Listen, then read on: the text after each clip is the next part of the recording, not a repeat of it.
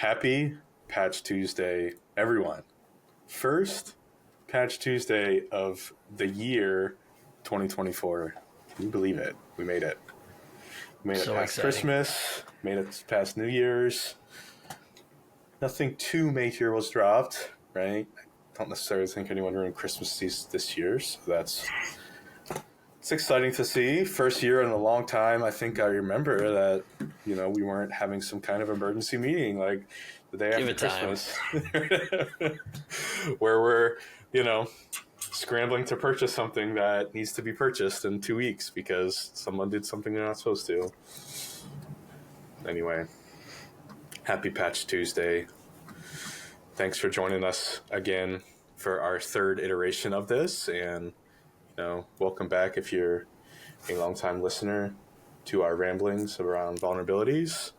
Again, my name is Tom Boyer, and I'm a director of security and IT at Automox. And today I have two guests with me, Cody Dietz and Jason Kikta.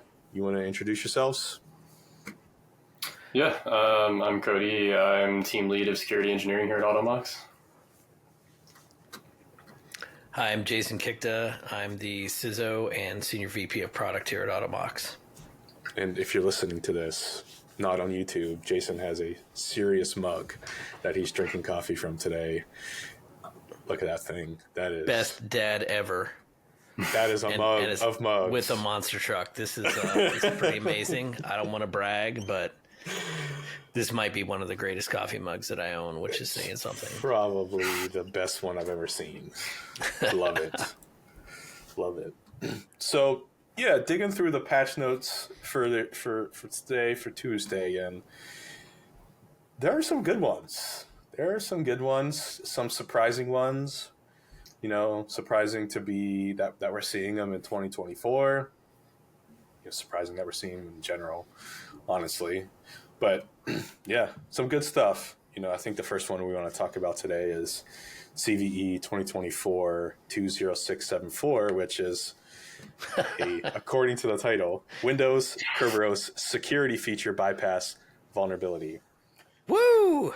Talk about a blast from the past. This is definitely this will be in a CTF one day that you'll probably run into, right? I mean, it's a CTF right now, probably. This CTF's live and the prizes are real. You could ransom a network or notch off of this one. This is granddaddy so crazy too. Just that 2024 man in the middle, Right. Yeah, so a machine in the middle attack on Kerberos is mind-boggling.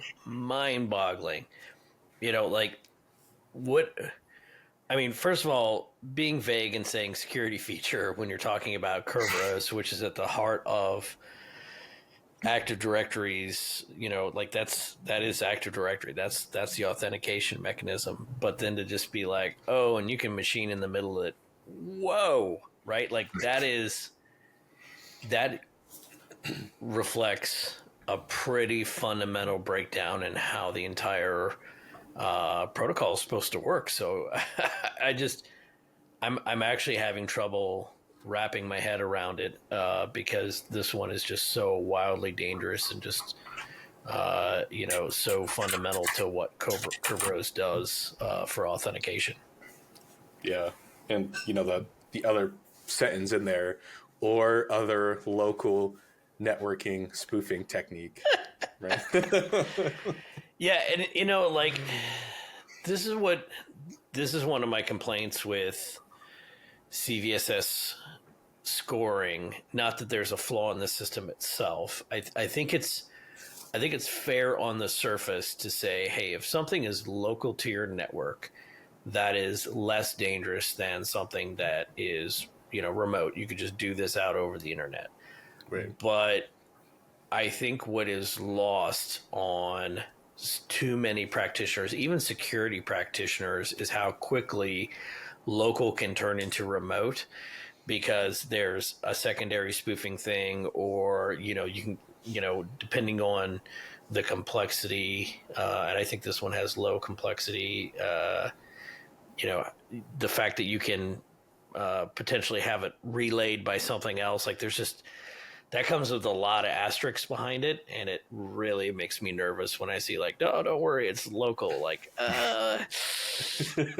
Big T suck. Like, is it though? Is it? And not to mention, like that's not, having something that's local like that, that's not minor. And also, like, so let's say, for instance, that this is indeed local. You have to be, no kidding, local to that network. No ifs, ands, or buts. You can't run this against an exchange machine that's facing the internet. And, like, it's not feasible. You really, no kidding, have to be on LAN. That's still not a minor thing, because that one is going to tend to be, because it's a local vector, it's going to get deprioritized, right? People are going to say, okay, well, what are the chances of a rogue employee or an actor already on the network versus this? But like, this thing is pure ransomware fuel. Like, oh my goodness, I can just, machine in the middle anything on my network, and away I go. Bob's your uncle. Yeah. Just, wow, this is going to be a long tail, hairy. I mean, there are some shades of eternal blue in this thing. It just feels like someone figures out how to pop this thing, and that exploit code inevitably makes its way to GitHub. Like, that's going to be a spicy thing. Yeah. I almost wonder if this is related to LLM and R poisoning is pretty popular right now. If it's just something along that line that you're just saying, "Hey, I'm the Kerberos server," and blasting it out on like multicast, and that is like the simplest thing to do these days. Like that hard OR in the release notes, or other local network spoofing technique, right? It's like, well, you gotta be a machine in the middle, and then it's like, boom, stop dead, or like anyone can grab Python and craft a packet and just multicast it out to your entire LAN. Oops, I hit that OR, that hard OR. Yeah. Feels very this just feels like one of those old school Windows AD attacks, right? Just surprising to see in 2024, given a lot of Benjamin Delpy is probably kicking himself that this isn't already in Mimikatz. He's probably just like over there in France, just losing his mind of like, man, why didn't I get this one for Mimikatz? This would have been amazing. Yeah, exactly.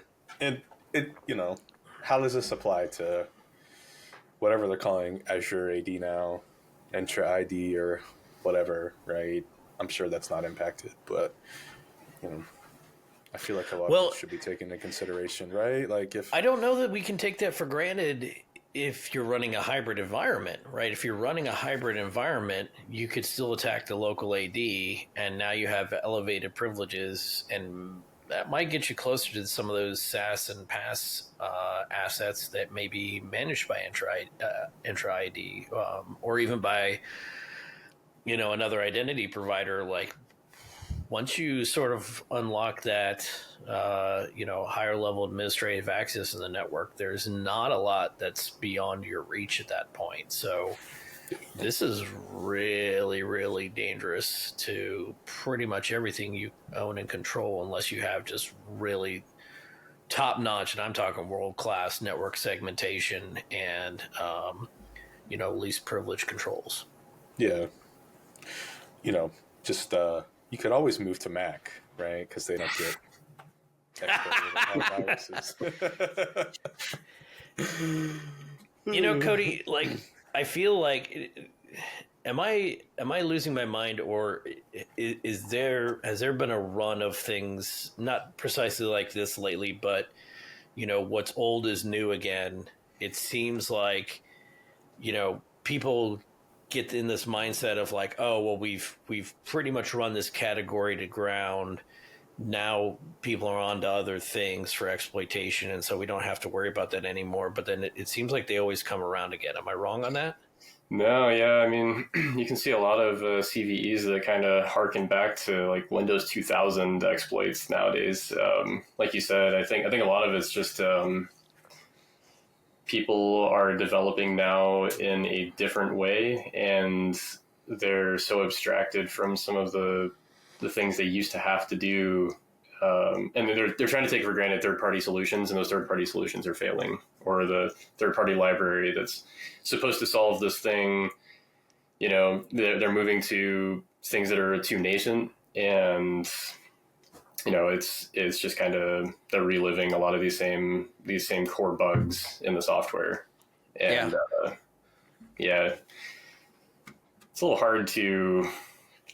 It's a little hard with so many classes of exploits out there, or like vulnerabilities out there. There's just too much, too much to cover. So things are slowly getting deprioritized, and those are the things that I think I see a lot in the forums too, right? Or on some of these discords where people are. It's like the newer generation of people getting into security for all the wrong reasons are all, you know. They're like, hey, I read this article from 10 years ago, and all of a sudden, you know, everybody's like, oh, it'll never work again. You know, it only worked on Windows XP. And we saw last year at Blue Hat, right, that some of these kernel exploits were like the same thing from Windows ME or Windows XP. I mean, I think that's a legitimate line of security research that is, you know, poo-pooed by some people. But, you know, people picking up, you know, an old copy of, you know, Fract or POC or GTFO from back in the day, and then looking through it and going, hey, what might still be relevant? And, you know, it's a deprecated code that bites you when you least expected. You know, 5 years ago, I think it was, Microsoft had that real bad, nasty vulnerability, and it was in a printer driver. And I think the original code was written in like 1988 or something. Right. And in fact, that's, you know, a little bit of foreshadowing that's going to come up in our third segment. You know, you think you've deprecated something, you're not really using it anymore, but the code's still there, and then whoopsie, it turns out that an attacker can still use it. Yeah, I think we saw some of that too in 2023 with the like the MSQS vulnerabilities. I think we talked about it. Maybe midsummer internally, where it was just this, you know, MSQS, I think that's what it is, that old queuing system in Microsoft, right? That's meant for large-scale Windows deployments that most people have moved off of. But I'm sure somewhere out there in the enterprise, there's just Windows XP still running, right? Yep. It's that old Using mandatory that configuration that nobody's gone back and cleaned up to turn that thing off. Yeah, precisely. So, you know, binary exploitation, right? And like overflows and a lot of these things that we haven't really seen, at least in the modern security talk, right? Most people have moved to cloud. Most people are moving to LLMs and exploiting LLMs. And there's this whole subset of things that still exist, right? Like, hey, fuzzing and all these other methodologies to detect that stuff is still very important. So, one of the big ones too is if you know you have a lot of modern developers who are assuming that buffer overflows are hard because you don't see them in the news as often anymore. But then you have a whole class of IoT devices out there that are being written by these companies that were started in the 70s, right? And they still have engineering practices from the 70s and the 80s. So, you know, and even things like FPGAs, right? Like there's all sorts of things you can do on FPGAs that people in like modern web development would be like, that can't happen anymore. Right? Once you connect that thing to the internet, all sorts of things can happen. Bless your hearts. I'm about to learn some hard lessons. Speaking of hard lessons, the second one, this BitLocker, woof. Talk about another, favorite. Again, like something people consider a solved problem until something like this comes along.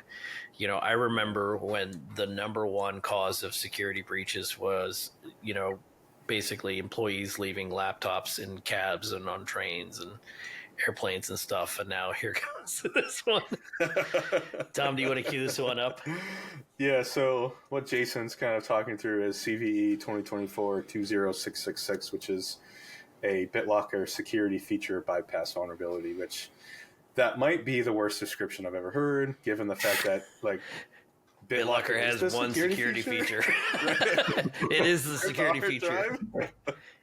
But it is like there's no executive summary, right? It's just a successful attacker could bypass the BitLocker device encryption feature on the system storage device, right? An attacker with physical access, obviously, could exploit this vulnerability to gain access to encrypted data. And I'm just like, yeah, I feel like this is just buried, right? Like this is just one of those evil made things that come in, grab the hard drive, and I'm off. Yeah, it's where the CVSS scoring system does not well articulate the risk of, now you don't just have to be local on the network. You have to be physically touching the machine.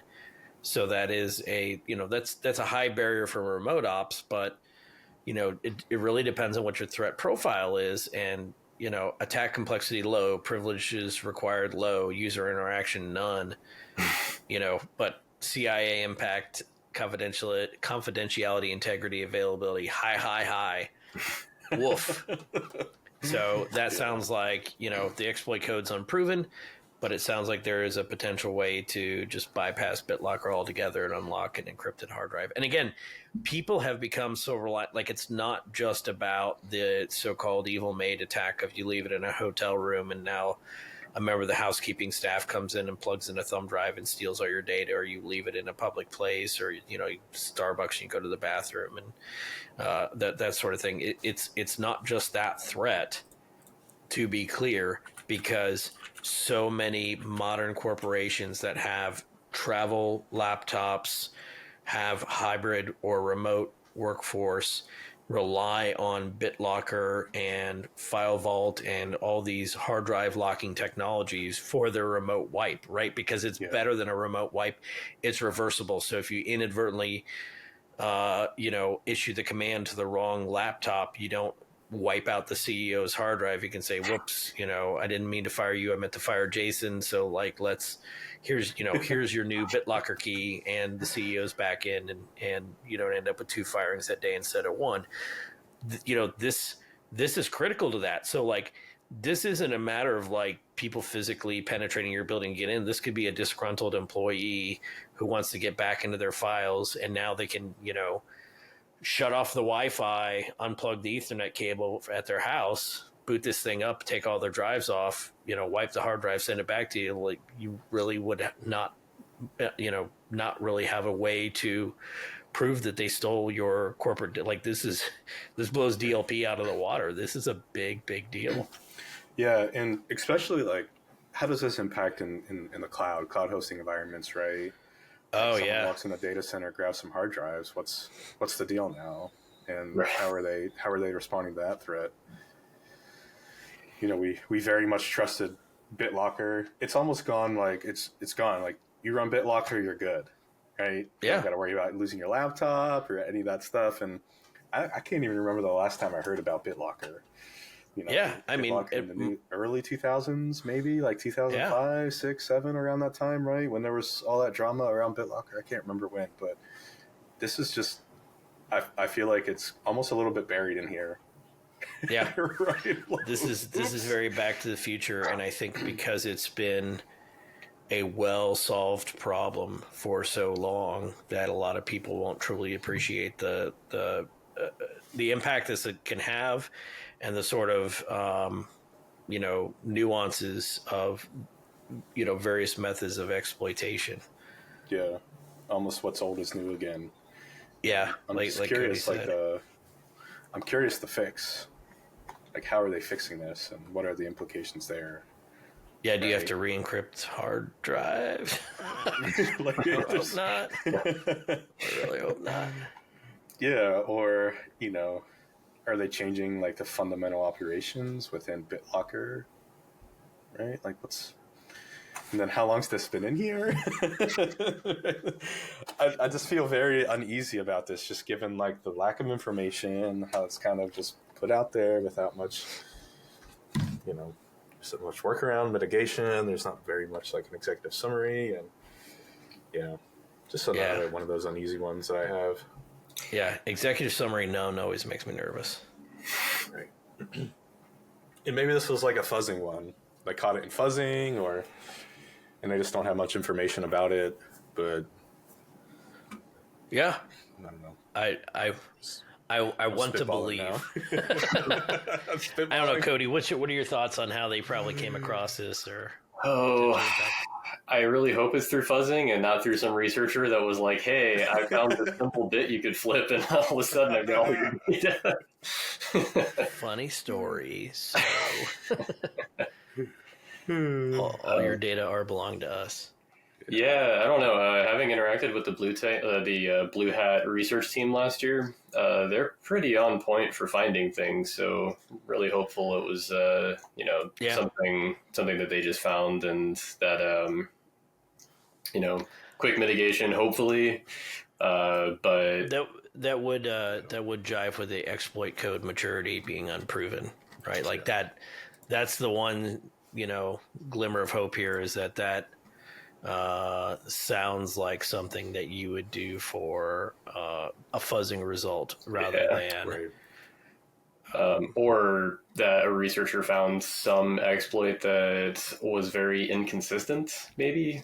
So or hey, I have it all except for this, and if I just figure out this part, then I'm or like hey, I found this one pointer, but you have to do it 50,000 times until you finally hit that stochastic limit or something. Yeah, but 50,000 times isn't very many. Like that's 5 million times. How about that? Yeah. So yeah, hopefully the exploit maturity is like when we actually see an exploit that comes out for it. Hopefully, it's not something so very simple that suddenly you've got like Lockheed Martin and their, whatever Skunkworks project going on right now is just going to be on the table at Starbucks. That would never happen. You know who definitely doesn't have clown shoe security? Defense contractors. Right. Not that I'm picking on them or anything.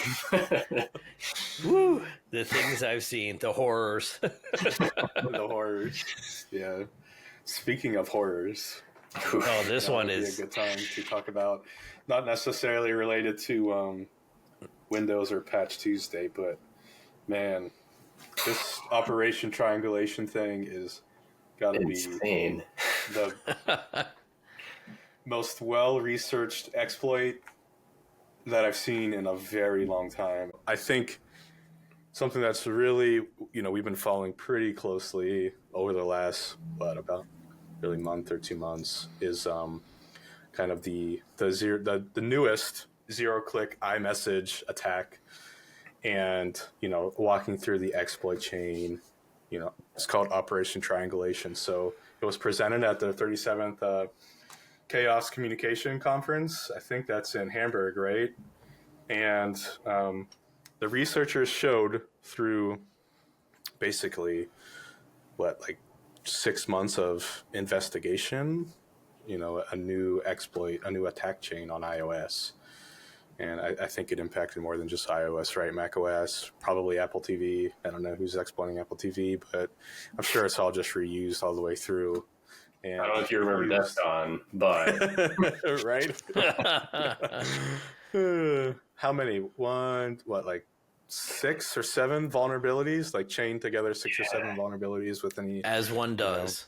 The iOS ecosystem, right? Where we start with probably the funniest one, if you can call random it true type exploit. 2023 41990 that got fixed back, midsummer, where you take a PDF and there's this true type font exploit, right? Then you use a ROP chain, you get all the way through, and then you kernel exploit with JavaScript, open up Safari, do a Safari exploit, and then use that exploit to exploit the iOS kernel, and kind of on your way to backdooring the phone. Which, just reading through this thing, it's absolutely incredible.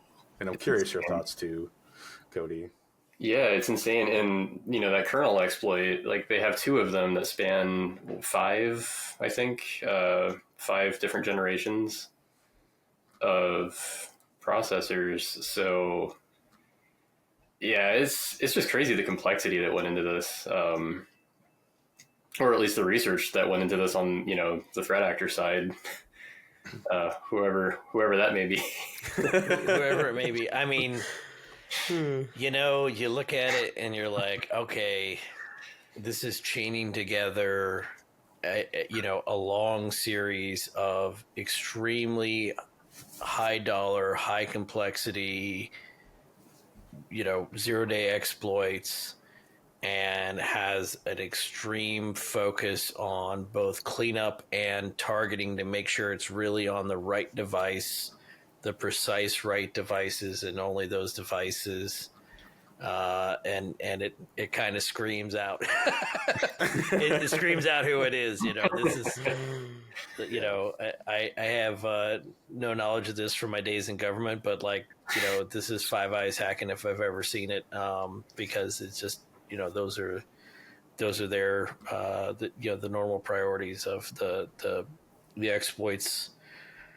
The exploits, you know, aren't really so much of a limiting factor, and you can do it in a really wild way, where everything just. And I think too, the other piece that's just glorious here is, you know, 11,000 lines of code mainly dedicated to JavaScript core and kernel memory parsing and manipulation, right? Like Right. the level of conditioning that it does on the machine to meet the necessary conditions for the exploits to work is just phenomenal, right? This is like, you know, kind of going back to what you were saying before, Cody, about, you know, hey, we're doing fuzzing, but, you know, oh, it's this 1 in 5 million chance of like, well, here's how you find 1 in 5 million, and here's how you find 1 in 5 million on the fly, on target, and that's pretty darned impressive. I mean, this is just a fantastic piece of I just don't know how you go about finding, like, especially the true type exploit, right? Yeah, that's been there since the 90s. That's fuzzing 100%, right? There's no other way around it. They're fuzzing the. This just screams fuzzing to me. Like, there's no other way you would find, especially this true type font exploit. And, you know, usually fuzzing, you get a crash, and then you investigate all these crashes, and you find this. You're like, ooh, what's this?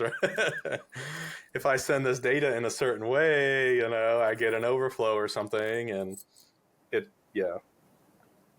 always rings true what we were talking about earlier, or what you were talking about earlier, Cody.